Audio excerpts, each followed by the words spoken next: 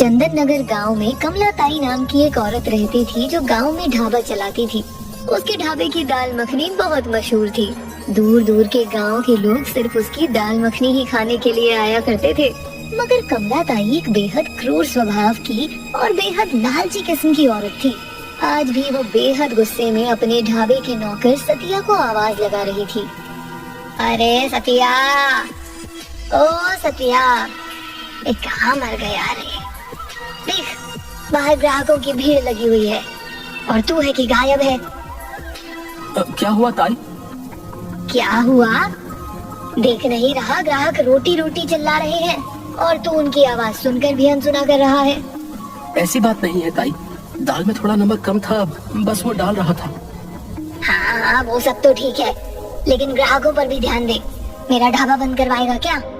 सतिया तुरंत ग्राहकों को देखने लगा। शाम को कमला ताई पैसे गिन रही थी कि तभी सतिया कमला ताई के पास आकर बोला, ताई मैं आपसे पिछले 1 महीने से कह रहा हूँ कि मेरी तनख्वाह बढ़ा दीजिए, लेकिन आप हैं कि मेरी बात सुन ही नहीं रही।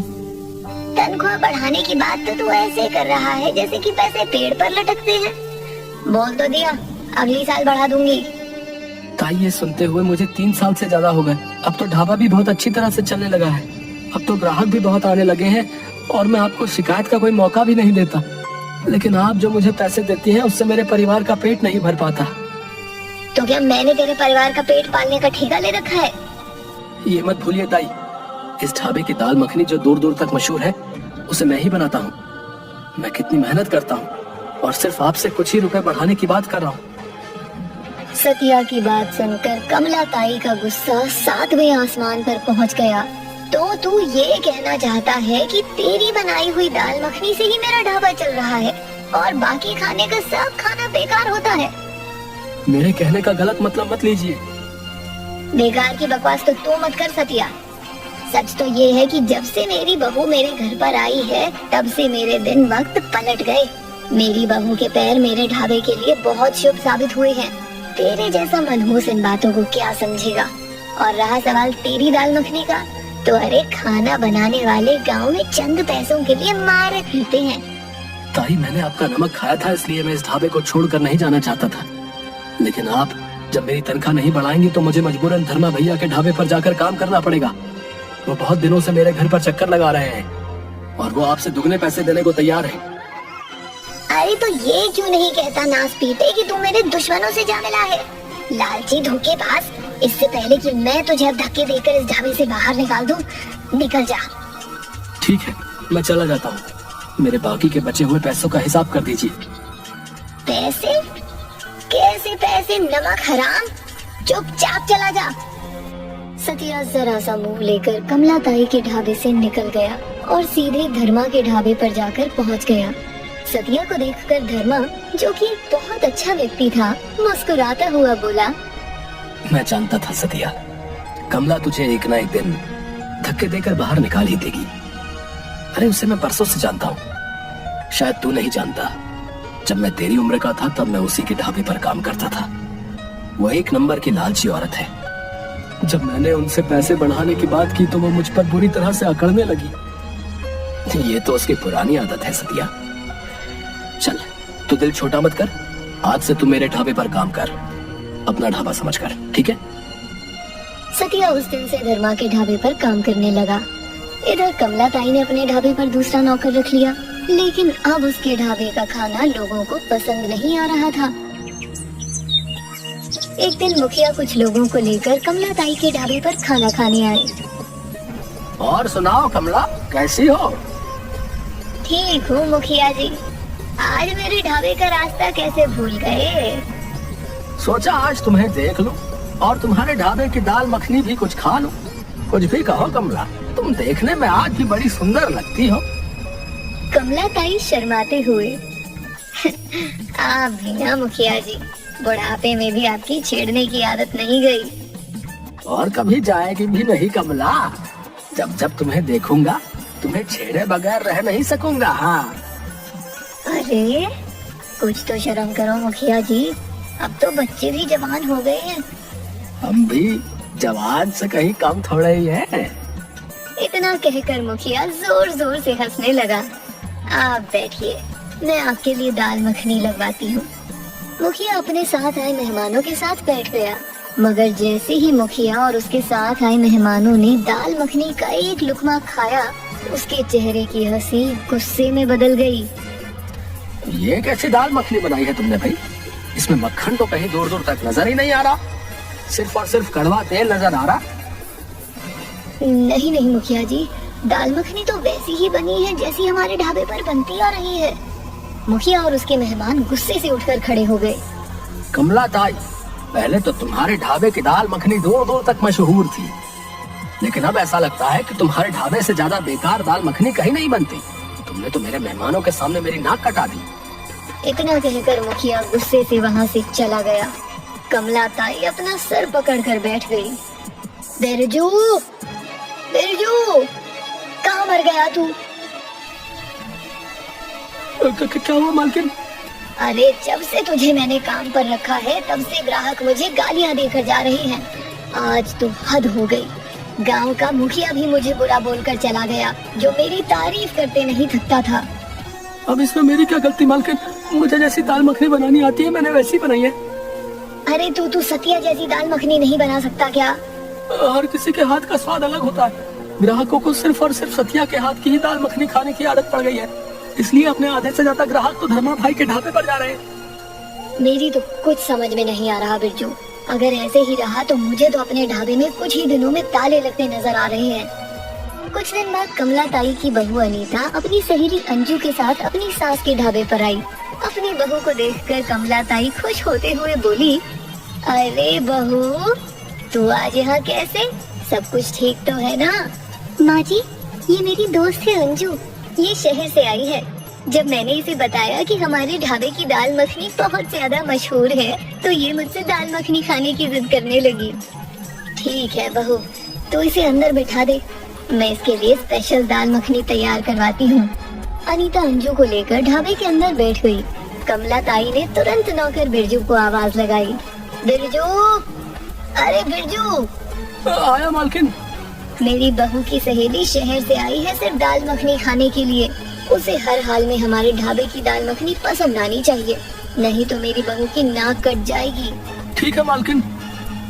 बिरजू गर्मा गर्म दाल मखनी अनीता की सहेली के सामने परोस देता है, मगर जैसे ही अंजू ने एक निवाला खाया तो उसे उबकाई आने लगी।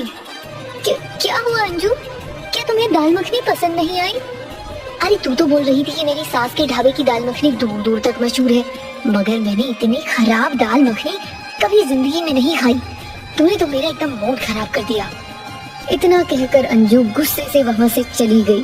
अनीता का भी बेहद मूड खराब हो चुका था। वो गुस्से से अपनी सास से बोली, ये सब क्या है माँ जी? आपने तो मेरी दोस्त के सामने बेइज्जती करा दी। अरे क्या बताऊं बहू, जब से वो नास पीटा सतिया इस ढाबे से क्या गया है, मेरे ढाबे की तो ऐसी तैसी हो गई है। इतना कहकर कमला ताई ने अपनी बहू को सारी घटना बता दी। अगर ऐसी बात थी तो आपने मुझे पहले क्यों नहीं बताया? माँ जी आप टेंशन मत लीजिए, मेरे पास इसका एक उपाय है। कैसा उपाय बहू? एक ऐसा उपाय माँ जी कि सिर्फ इस गांव के ही नहीं बल्कि दूसरे गांव के लोग भी सिर्फ हमारे ढाबे पर ही आकर खाना खाया करेंगे और धर्मा के ढाबे पर कोई झांकेगा भी नहीं। अरे बहू, भला ऐसे कैसे हो सकता है? क्या तेरे पास कोई चमत्कारी जड़ी बूटी है क्या? ऐसा ही समझिए माँ जी, कल से आपके ढाबे पर मैं खाना बनाऊंगी, मगर ध्यान रखिएगा जब मैं खाना बनाऊं तो कुछ देर के लिए अपनी नौकर बिरजू को रसोई से दूर हटा देना और फिर आप कमाल देखिएगा। अगले दिन कमला ताई ने बिरजू को रसोई से दूर रखा। कमला ताई ने देखा कि अनीता ने खाना तैयार करने के बाद अपने पर्स से शीशी निकाल कर उसमें से 2-4 बूंदें दाल मखनी में डाल दी। बहू, ये क्या कर रही है तू? कहीं तो इसमें जहर तो नहीं मिला रही? नहीं माँ जी, ये एक नशीला केमिकल पाउडर है जिसे मैंने स्पेशली विदेश से मंगवाया है। अरे कहीं तो भांग की बात तो नहीं कर रही है? भांग के जमाने बहुत पुराने हो गए माँ जी, ये भांग से भी कहीं ज्यादा आगे है। इसे खाने के बाद ग्राहक 24 घंटे हमारी दाल मखनी के बारे में ही सोचेंगे। अब आप बिरजू को बुलाकर ग्राहकों को खाना लगवा दीजिए, मगर हाँ याद रखिएगा माँ जी, इस बात का जिक्र भूले से भी किसी के सामने मत करना, क्योंकि ये कानून की नजर में अवैध है। अरे भाड़ में गया कानून, मुझे भला कानून से क्या मतलब, मुझे तो बस पैसों से मतलब है। लेकिन हाँ, मैं तेरी बात याद रखूंगी। मैं इस बात का जिक्र आईने में कभी अपने आप से भी नहीं करूंगी। उस दिन के बाद कमला ताई के ढाबे में भीड़ दिन ब दिन बढ़ने लगी। अब तो लोग अपने घर का खाना छोड़कर कमला ताई के ढाबे का खाना खाने के लिए आने लगे। उधर धर्मा के ढाबे पर सिर्फ एक ग्राहक खाना खाने के लिए आया। सुना है तुम्हारे यहाँ दाल मखनी बहुत अच्छी बनती है। आपने बिल्कुल सही सुना। तो फिर देखते क्या हो भाई, बहुत जोरों से भूख लगी है, जल्दी से दाल मखनी लगाओ। वैसे मैं कमला ताई का ग्राहक हूँ, लेकिन वहाँ बहुत भीड़ है और मुझे भूख बहुत जोर से लगी है। सतिया उस ग्राहक को दाल मखनी लगा देता है, मगर दाल मखनी का एक निवाला खाने के बाद ग्राहक गुस्सा होकर बोला, यह दाल मखनी है या कचरा है? कैसी बात कर रहे हैं आप? बिल्कुल सही बात कर रहा हूँ। अब मेरी समझ में आया कि तुम्हारे ढाबे पर कुत्ते क्यों लौट रहे हैं। अरे इतनी बेकार दाल मखनी तो कोई कुत्ता भी नहीं खाएगा। मेरी ही गलती थी जो मैं यहाँ पर खाना खाने के लिए आ गया। इतना कहकर वो ग्राहक वहाँ से चला गया। समझ में नहीं आता धर्मा भाई, आखिर ये चल क्या रहा है? मेरे हाथ की दाल मखनी तो लोग बहुत पसंद करते थे, अचानक उन्हें इतनी नफरत होने लगी। कुछ समझ में नहीं आया। तभी वहाँ पर एक साधु आ गया। अलग निरंजन, बच्चा, बाबा को भूख लगी है, क्या कुछ बाबा को खिलाओगे?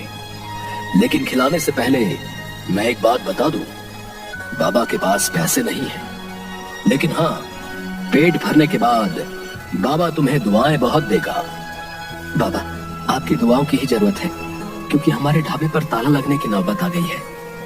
चिंता मत कर, मैं आ गया हूं ना। जल्दी से गर्मा गर्म अपने ढाबे का सबसे पसंदीदा व्यंजन लगा दे।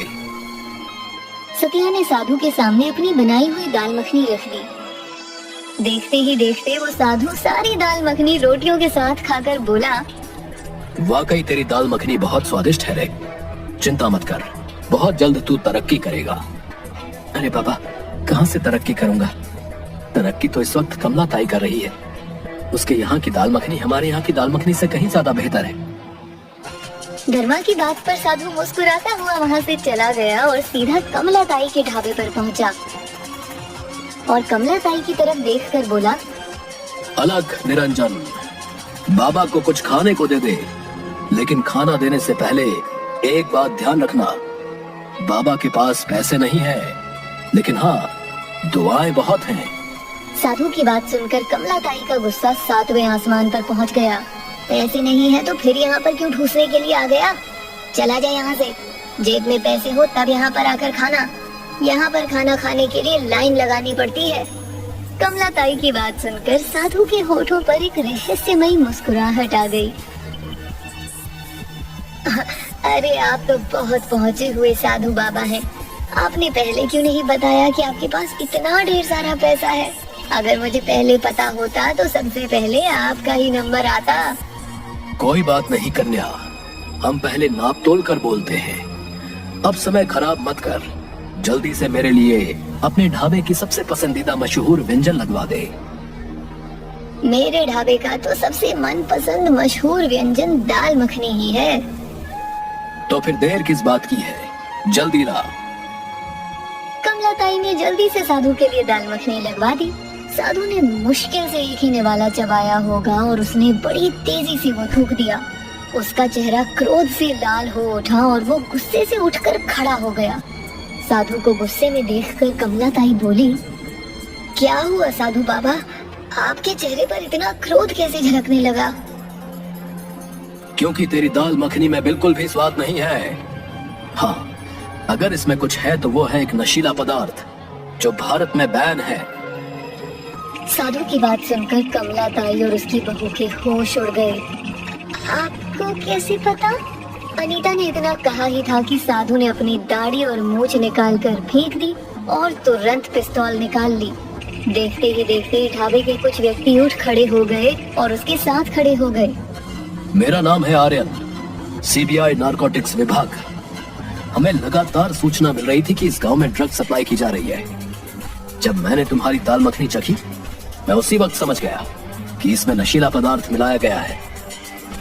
कमला ताई और आरती तुरंत सीबीआई इंस्पेक्टर आर्यन के पैरों में गिर गई। मुझे माफ कर दो, मैं लालच में आ गई थी। और तुम्हें इस लालच की सजा भुगतनी पड़ेगी। अब तुम दोनों की सारी जिंदगी जेल में कटेगी। आर्यन और वहाँ मौजूद पुलिस वालों ने कमला ताई और अनीता को गिरफ्तार कर जेल भेज दिया और उसके बाद से धर्मा का ढाबा चलने लगा।